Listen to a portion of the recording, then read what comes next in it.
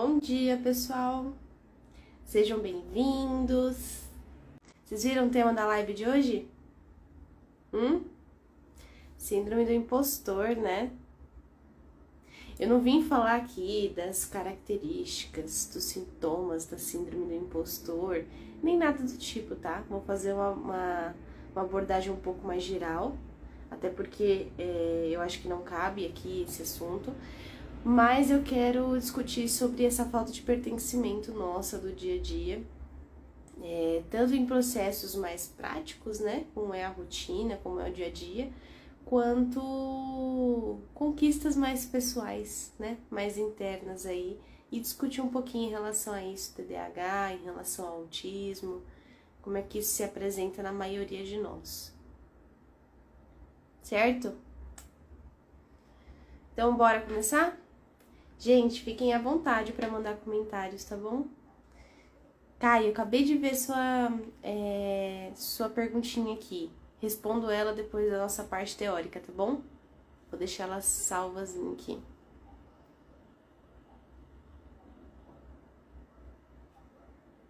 Beleza. Gente, pode ir mandando, tá? Assim como o Caio mandou aqui, pode ir mandando que daqui a pouco eu respondo. Muito cedo, gente, esse horário da live no sábado? Vocês acordam cedo no sábado ou não? É mais difícil aparecer. Vocês me falem aí, tá bom? Deixa eu tomar uma água que é comum aqui de manhã.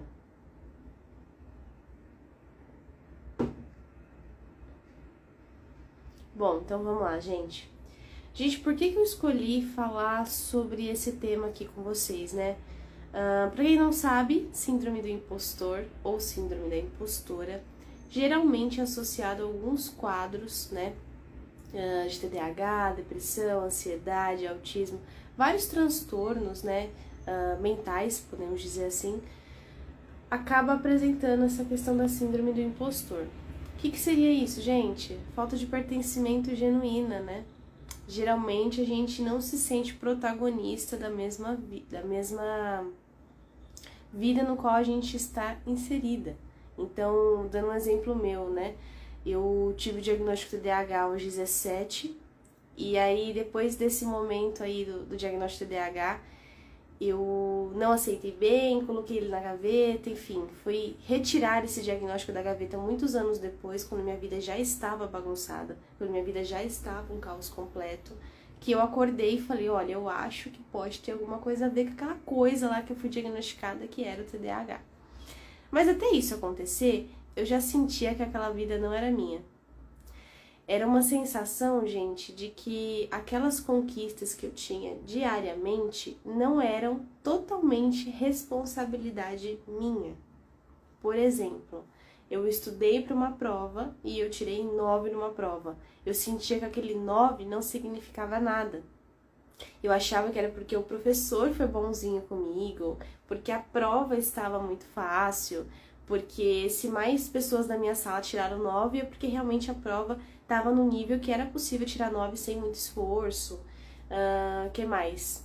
Quando eu passei no vestibular, quando eu consegui meu primeiro emprego, eu sempre achava que essas conquistas que eu tinha eram méritos ou, sei lá, boas ações de outras pessoas, não minha.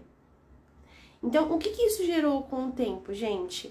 Nossa, Ellen, todo mundo tem uma certa insegurança e é comum, né? A gente passa por experiências diferentes, a gente passa por lutas diferentes durante a vida e muitas vezes a gente tem diagnósticos diferentes também.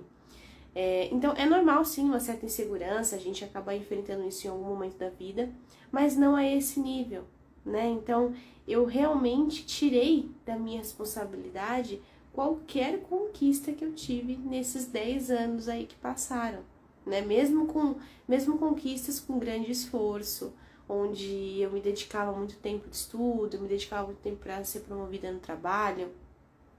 Então, eu realmente não reconhecia. Qual que é o problema dessa história toda, gente? É que a gente perde o filtro.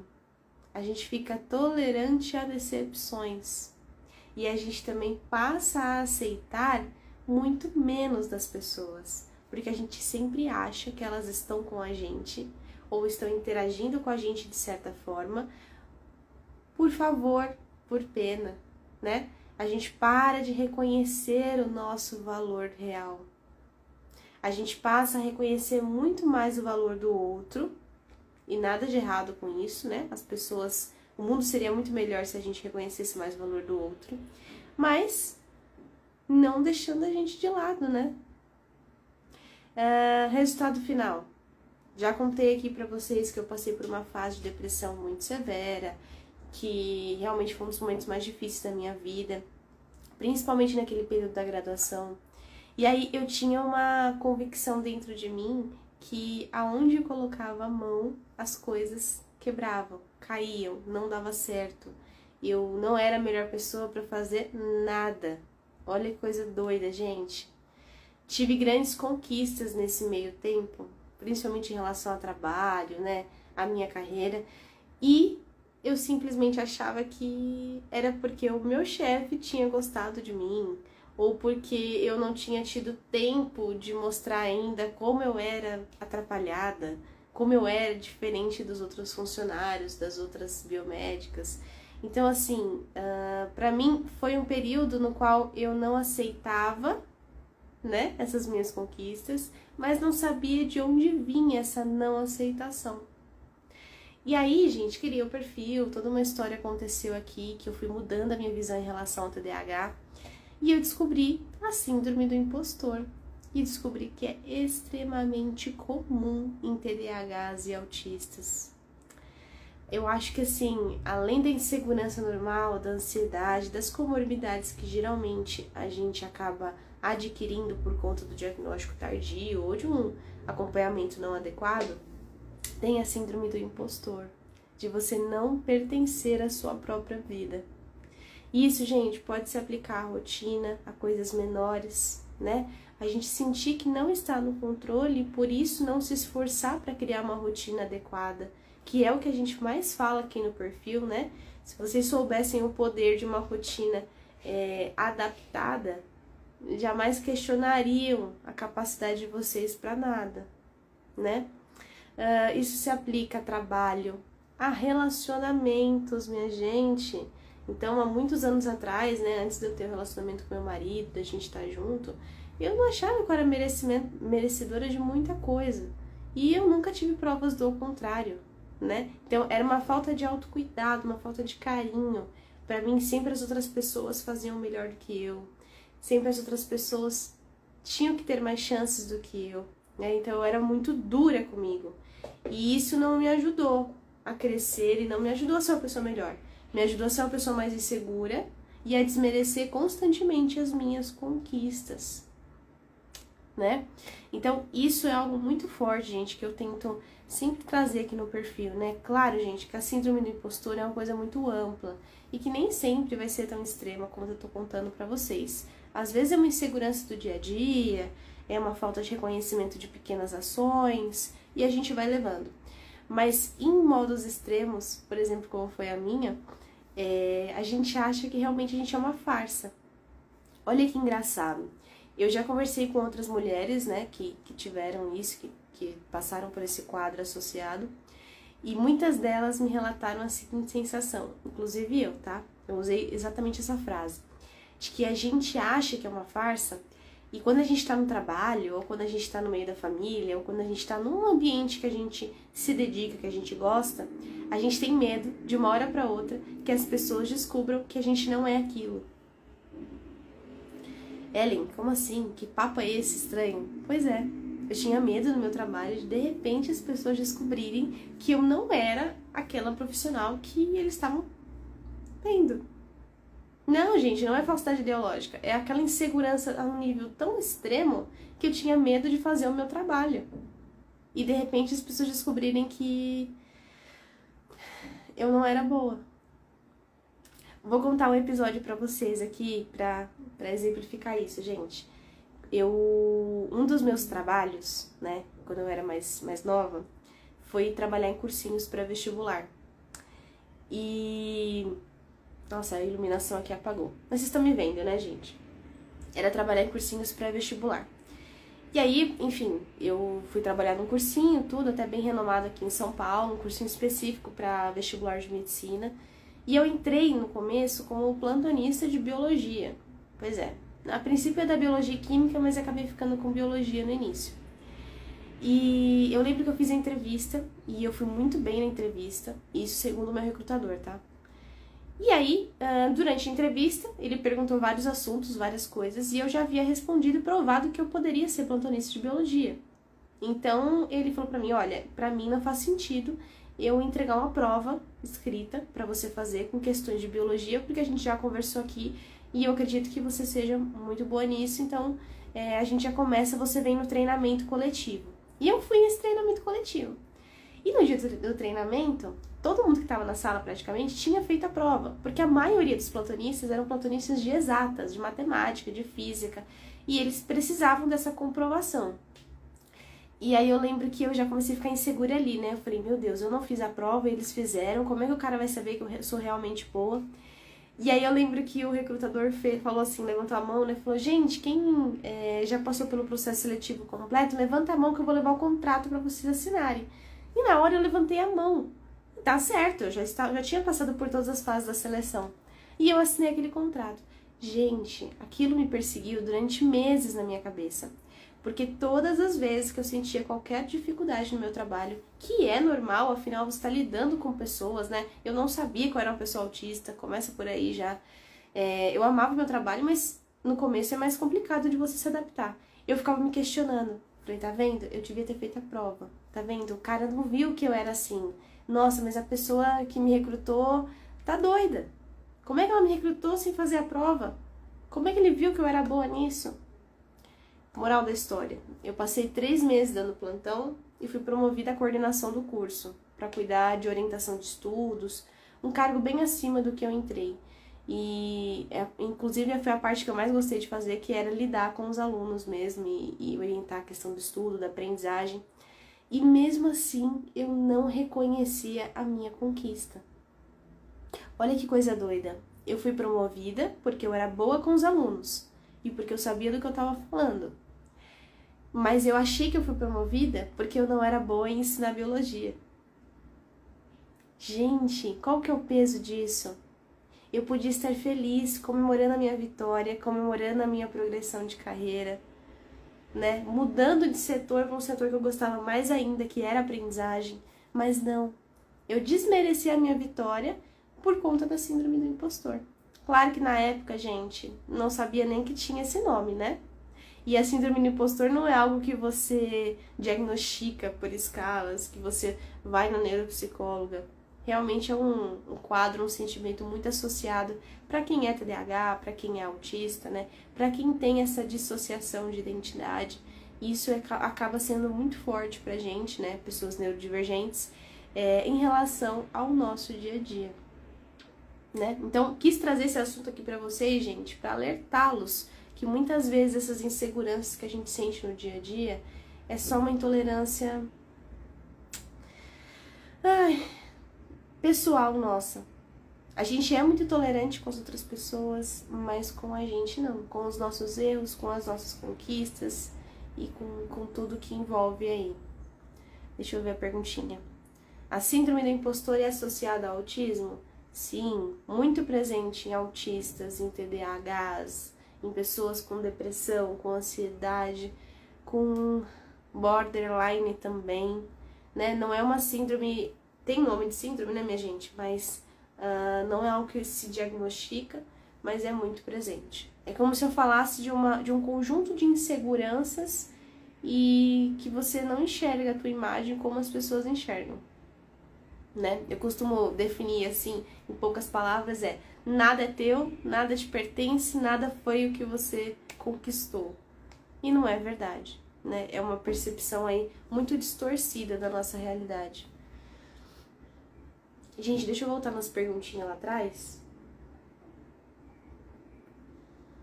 Peraí.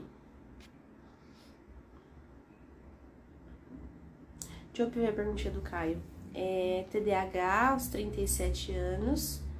Não, acho que é a outra pergunta, né, Caio? fechado diagnóstico de TEA e TDAH, portador da síndrome de Klinefelter, cromossomo 47. Deixa eu ver só outra pergunta, Caio, peraí. TDAH aos 37, 5 faculdades incompletas, finalizando o diagnóstico de TEA agora aos 40. Comecei a me sentir a não pertencer a esse planeta e fui atrás. 2 comentários. Eu estudei Klinefelter na faculdade, nunca conheci ninguém. Influenciou muito na sua percepção em relação ao autismo e TDAH ou não?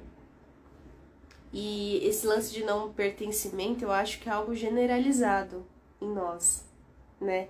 Eu já comentei aqui, gente, várias vezes, né? Mas eu sempre trago quando eu tenho alguma pergunta dessa forma, que é que eu também não me sentia pertencente. Tinha dia que eu olhava no espelho e eu falava, ok, eu acho que eu me sinto assim. Olhava de novo, não, acho que eu não me sinto assim. Não sei qual é o meu estilo, não sei do que eu gosto, não sei quem eu sou direito. Tem uma frase muito legal, gente, que é, eu não vou dar spoiler da série, né? Meu Deus, Ellen. Desculpa, gente, eu ia falar um negócio que ia dar spoiler. Mas a série Wandinha, sabe, Wandinha Adams, que tem no Netflix, tem uma personagem lá que ela tem uma frase, assim, que me mexeu muito comigo, né? Que ela fala que ela era muito padrão pra estar com os esquisitos e muito esquisita pra estar com os padrões.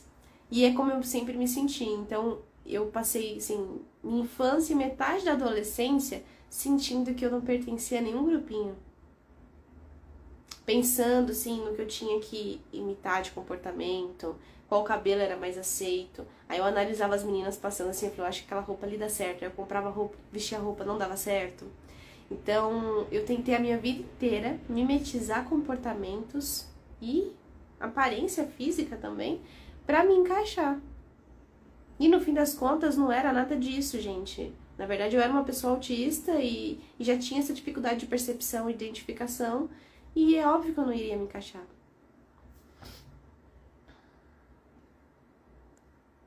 Deixa eu ver aqui outro comentário.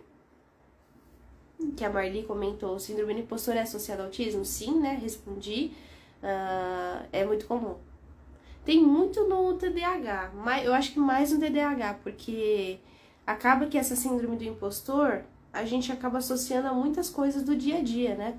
E aí, se você for fazer um balanço aí, se a pessoa for puramente TDAH, ela vai ter mais dificuldades, né? Vai ter uma disfunção executiva mais presente do que o autista.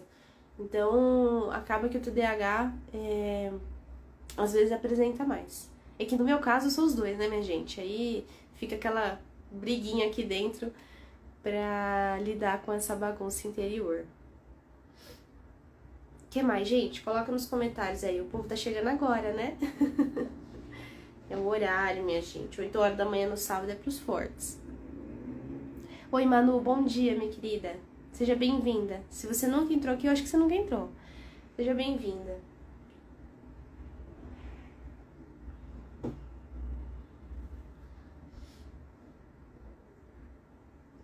Uma outra coisa, gente, que eu lembrei de falar. Olha que engraçado, né?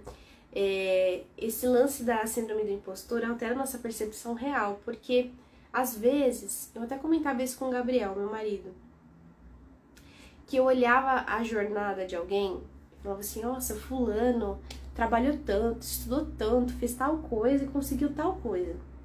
Com um brilho nos olhos, porque eu reconhecia a jornada da outra pessoa. E aí muitas vezes ele falava assim pra mim, mas você fez praticamente igual. Você também fez isso. Por que você não reconhece a sua? Como você não reconhece? Inclusive, muitas vezes ele falava assim pra mim, eu não entendo como a tua cabeça te sabota. Como você não enxerga o que você acabou de fazer? E eu não enxergava, gente. Dá pra falar que eu enxergo 100% hoje em dia? Não, porque é algo que a gente luta constantemente. Mas apertando uma chavinha aqui, uma chavinha ali e tendo consciência desse problema, eu tenho muito mais segurança em falar das minhas conquistas, porque eu sei que parte dessa insegurança realmente é comum e parte pertence à síndrome do impostor.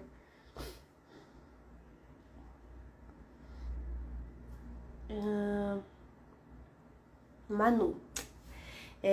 Estou em processo de investigação e me identifico muito com a síndrome. Sim, gente. Ah, importante lembrar, tá? Claro que tá extremamente associado ao quadro de TDAH, enfim, ao quadro de autismo, mas ela pode se apresentar separadamente, tá bom? Sozinha e sem nenhum transtorno de base. E, pra variar, né, minha gente, é muito comum em mulheres. Vamos lá, Caio. Me sinto como astronauta em um novo mundo sem manual para entender as intenções humanas. Ô, meu querido, tamo junto aí nessa, viu? Mas a diferença é que agora pelo menos eu sei quem eu sou. E aí eu tô vendo aí o que eu gosto, o que eu não gosto. O meu diagnóstico de autismo em relação ao TDAH, ele é recente, né? E aí todo dia, juro pra vocês, gente, mesmo aqui, ó, tendo perfil, já hiperfoquei em autismo, já sei uma porrada de coisa, trabalho com pessoas autistas, mas todos os dias, todas as semanas, eu percebo algum detalhe na minha vida, na minha rotina, que eu falo, isso é autismo e eu não sabia que era autismo. Inclusive, eu até vou criar um quadro aqui de coisas, até pra ajudar vocês também a lidar com isso, que é coisas que eu não sabia que era do autismo, né? Aí outro dia eu coloquei aí que era não comer tampa e pontinhas de alimento. Então, por exemplo, você vai comer uma empada, eu tiro a tampa da empada. Você vai comer linguiça, eu tiro as bordinhas da linguiça. Você vai comer pão, eu não como a bundinha do pão. E não consigo comer, gente, não é uma coisa que, para de frescura e come. Pra mim não rola. E aí eu já descobri que outras pessoas autistas também têm essas coisas com o alimento. Né? Não da questão da ponta, mas essa restrição em comer partes dos alimentos. Imagina, Manu, seja bem-vinda. Espero que fique com a gente. Bom dia, Leia. Que bom vê-la por aqui. Entrou atrasada, né, mocinha? Brincadeira, gente. Eu vou dar um desconto pra vocês porque é sábado de manhã, né? Não dá.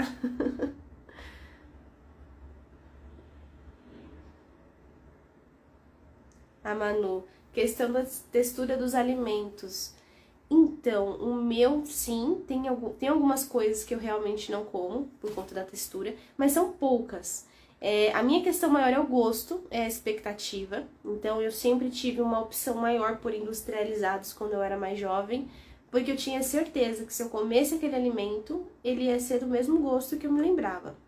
Expectativa, né? E a quebra de expectativa. E também a forma com que a comida é colocada no prato.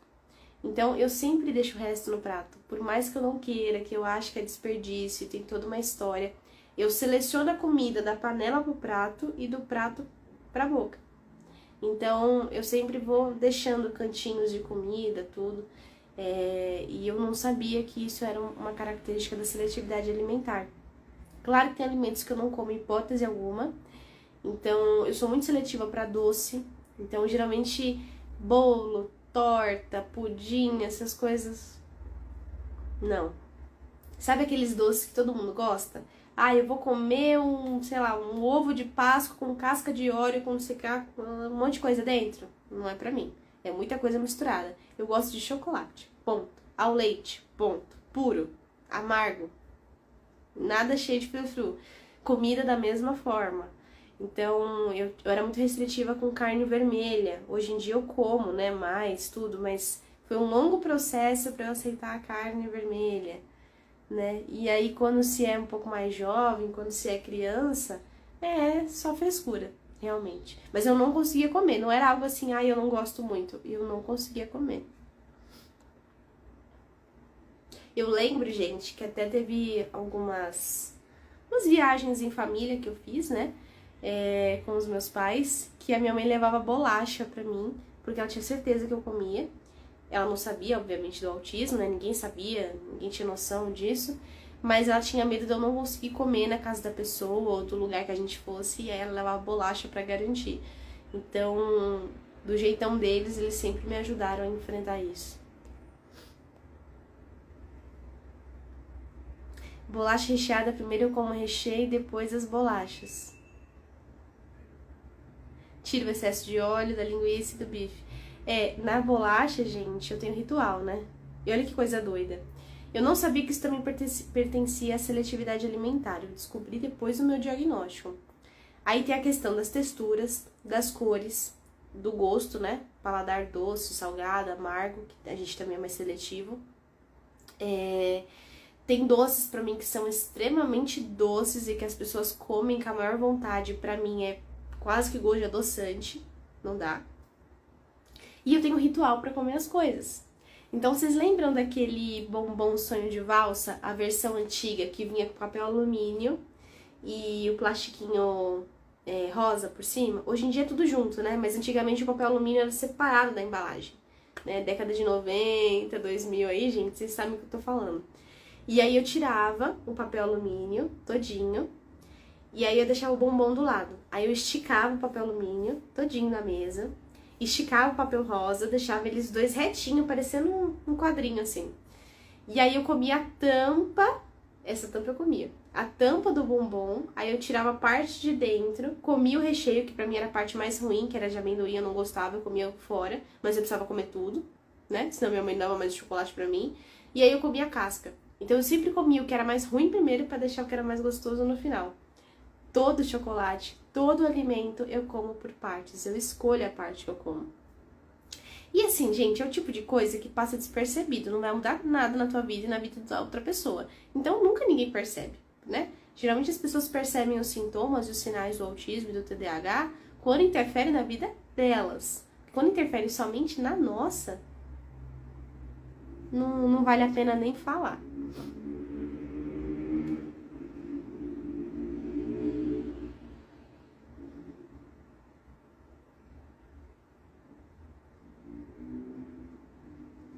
Rodrigo colocando aqui, você sabe me informar se seletividade de alimentos se enquadra em não comer angu, abobrinha, abóbora, polenta e leite? Quando eu era criança, tirava a ponta do pão. Então, gente, ó, vamos esclarecer algumas coisas. A gente fala aqui de forma engraçada sobre a seletividade alimentar porque a gente já é adulto, mas para criança isso é muito restritivo. Não é só alguns tipos de alimento. Geralmente, o cardápio do autista que é seletivo é muito restrito. Por exemplo, a criança só come arroz e frango, só come ovo, só come polenta, só come cuscuz.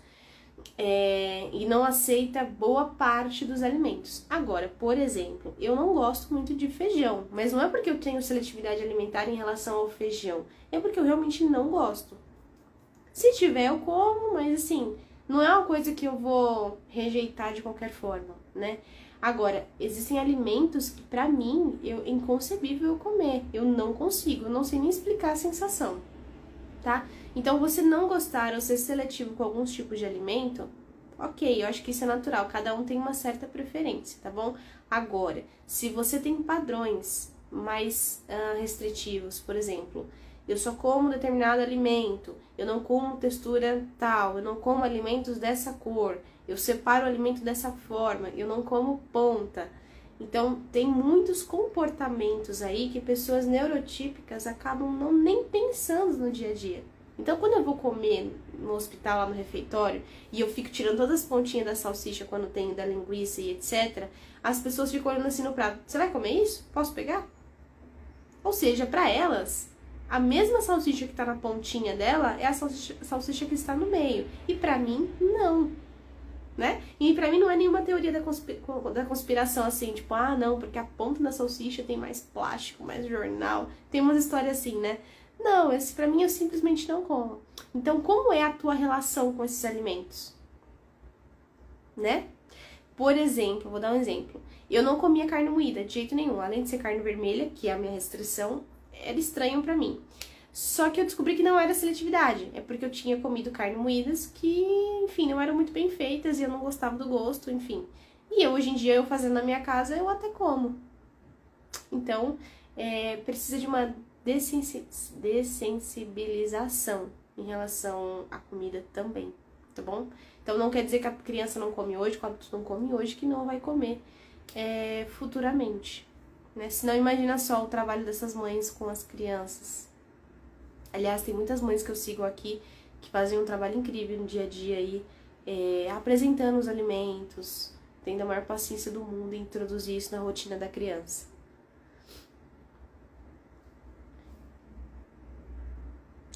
A Manu falando, quando eu era criança eu comia miojo e bolacha recheada sempre. comia só a carne. Pois é, eu sempre gostei muito de legumes, mas sem tempero. E era uma coisa assim inconcebível na minha casa. Eu venho de uma família italiana, com espanhola. A galera gosta de comer bem. E aí assim, comer salada, carne e legumes refogados sem tempero era inconcebível. Inclusive meu pai é o rei do sal. Graças a Deus não tem pressão alta, mas assim, gostam muito dessas coisas e eu nunca gostei. Tanto é, meu marido faz isso por saúde, tá? Porque ele até gosta de comida temperada. Mas aqui em casa, um potinho de sal de 500 gramas dura 6 meses. Pra vocês terem ideia. Então até hoje eu não gosto de comida super temperada, com muito sal. Eu não gosto da sensação. Vamos ver. Bom dia, Vini.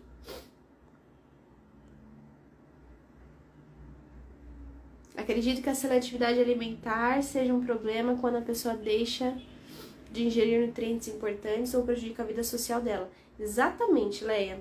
E que quando a gente é criança, a gente precisa seguir as regras da casa, né? Então, não é a realidade de todas as famílias fazer uma comida separada para criança autista.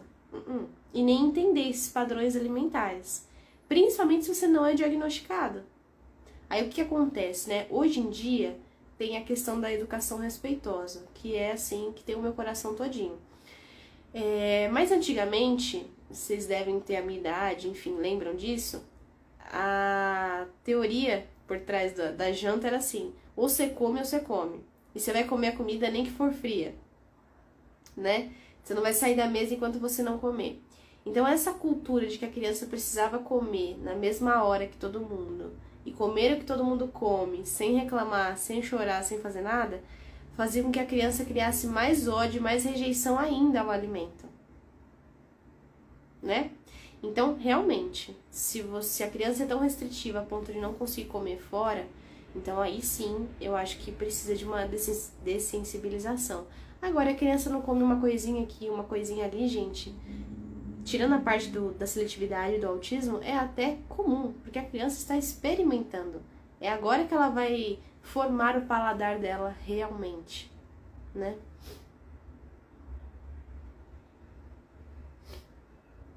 Ah, o Vini, é isso mesmo, viu? Refeição com artes plásticas inclusas. Exatamente.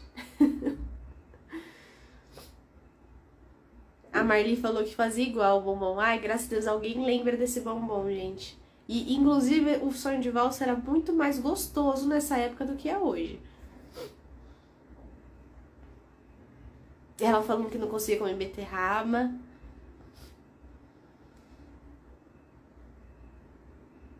Caio falou que não come feijão há 30 anos, só come salada, arroz e carne.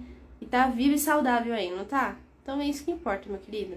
Não fica na neura, não.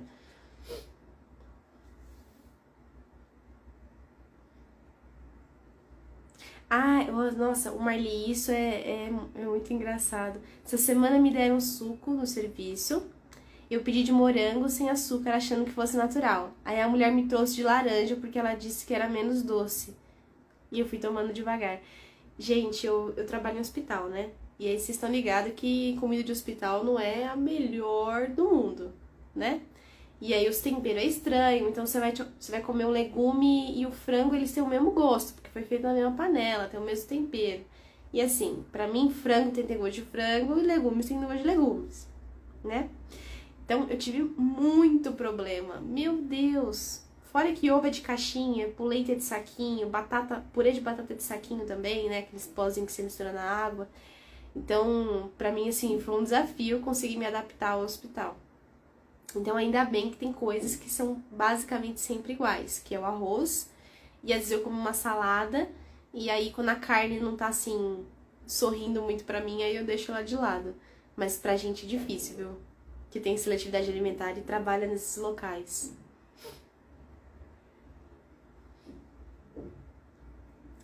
Rodrigo falou aqui, eu sempre como a parte externa primeiro e depois o recheio. Se eu gostar do recheio, eu faço igual você. Se não, eu como o recheio primeiro. Ah, Marli, eu passei dessa fase sobre não fazer desfeita. Agora eu falo não pra um monte de coisa. Antigamente eu comia sei lá, eu vou jantar na casa de alguém. Eu comia pra não fazer desfeita e ficava enjoada. Nossa, aquilo, nossa, era terrível pra mim. E aí hoje em dia eu falo assim, ai não, obrigada, viu? Sabe o que que é? Eu não falo que eu não gosto às vezes, eu falo, ai, obrigada, é que eu como pouco mesmo. Mentira, gente, eu como pra caramba. Mas eu uso essa desculpa. Deixa eu ver.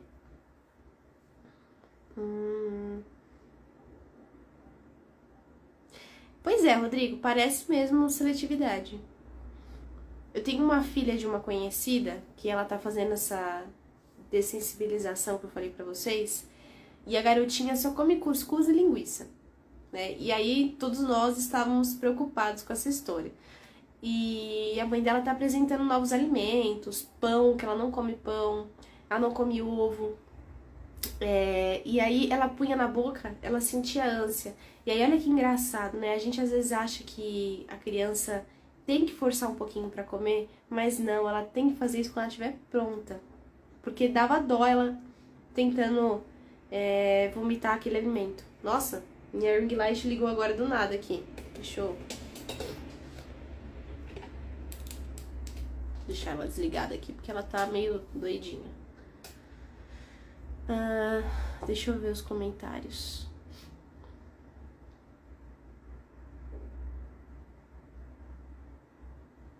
Sim, Vini.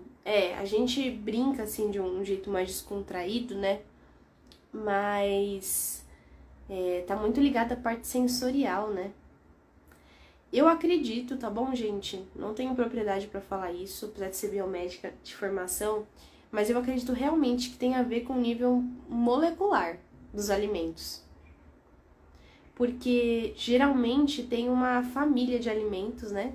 De paladares que a gente acaba não se propondo a experimentar, a comer e etc.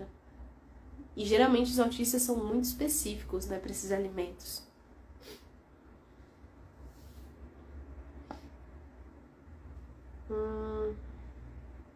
Manu colocou aqui. Sobre o tema da live, gostaria de saber a raiz desse sentimento de não pertencimento e de não se valorizar. Manu, tem vários pontos aí, né?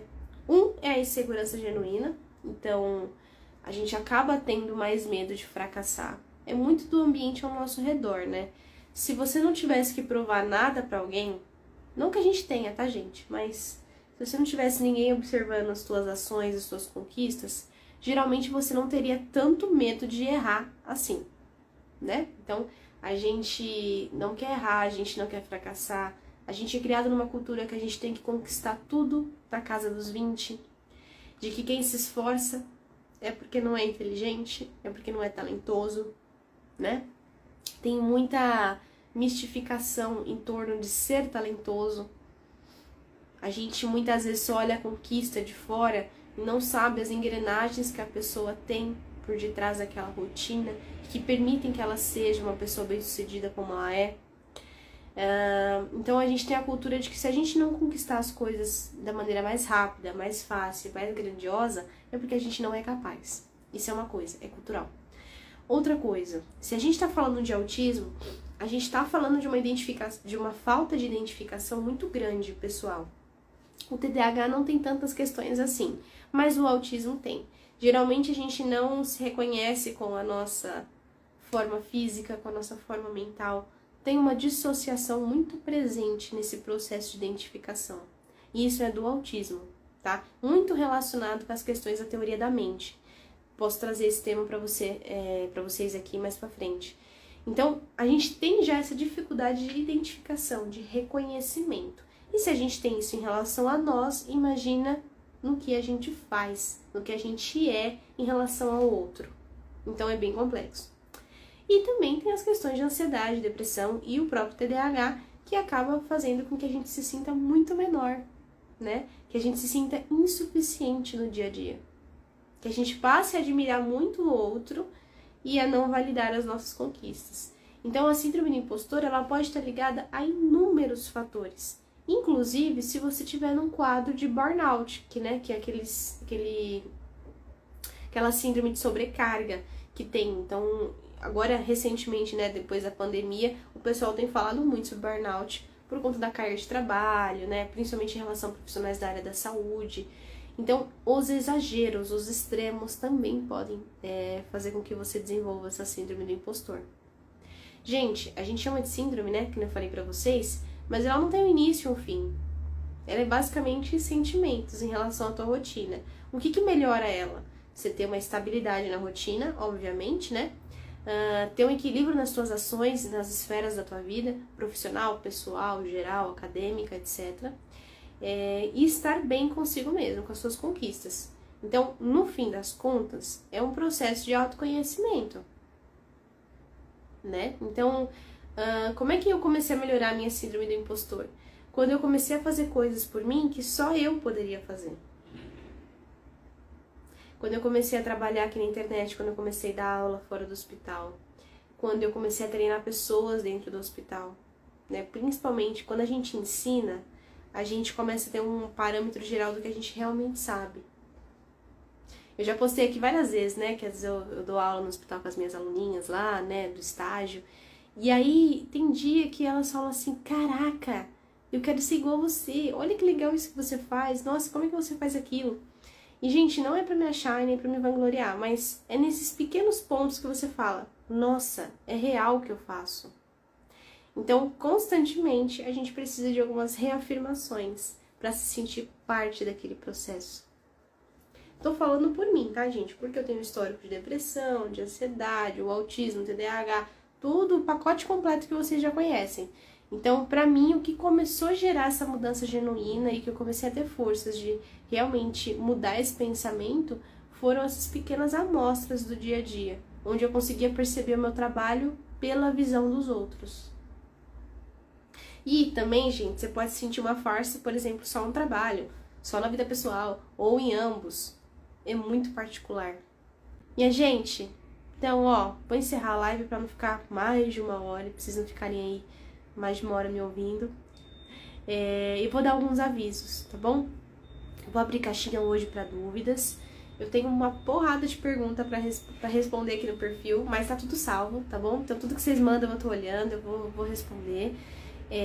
A nossa próxima live é na segunda-feira. Se atentem, porque eu sempre aviso um dia antes, tá bom? Se eu não coloquei nada nos stories, se eu não avisei nada, é porque não vai ter live. Mas sempre tem, tá bom, gente? Pelo menos 2 vezes por semana. Segunda-feira o dia é mais fixo. Quinta, às vezes, pode ter essa mudançazinha por causa do plantão. Mas, em geral, a gente tá junto todas as manhãs, tá bom? Uma coisa que eu quero, gente, 2 tarefinhas pra vocês, e se vocês puderem me ajudar. Eu quero um nome pra essa sequência de lives que a gente tá fazendo, tá bom? Não quero chamar de live matinal, porque eu achei esse nome muito sem graça. Então eu vou abrir uma caixinha, vocês coloquem lá sugestões de nome, porque eu tô tentando arrumar um nome pra essa live aqui.